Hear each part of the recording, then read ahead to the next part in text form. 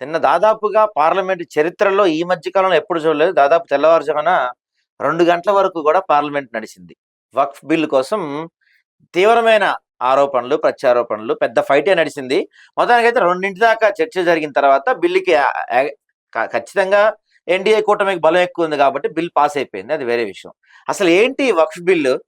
దీనివల్ల నిజంగా ఎవరైనా నష్టపోతారా? ఎవరన్నా లాభపడతారా? పేదవాళ్ళకి, నిజంగా ముస్లింలో ఉన్న చాలా మంది పేదవాళ్ళకి ఈ బిల్లు వల్ల వచ్చే ఉపయోగాలు ఏంటో ఈరోజు మనం సీనియర్ జర్నలిస్ట్ కప్ర ప్రసాద్ సార్తో మాట్లాడదాం. సార్ నమస్తే సార్.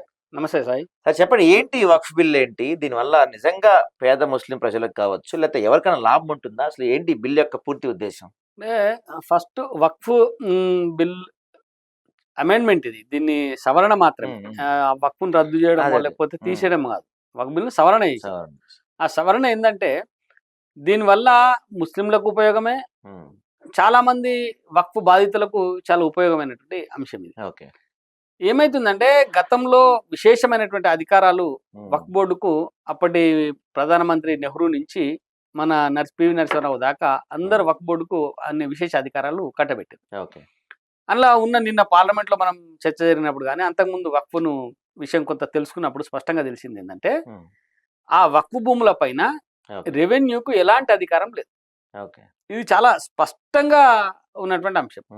నీకు ఎక్కడైనా భూమి మీద ఎవరికి అధికారం ఉంటుంది? కలెక్టర్కి అధికారం ఉంటుంది. ఆదేశాలు కలెక్టర్ ఇవ్వాలా, కలెక్టర్ చర్యలు తీసుకోవాలి. కానీ ఇక్కడ కలెక్టర్కు రెవెన్యూకు ఎలాంటి అధికారాలు లేవు. అంతా వక్ఫ్ బోర్డుకే అధికారం ఉంటుంది.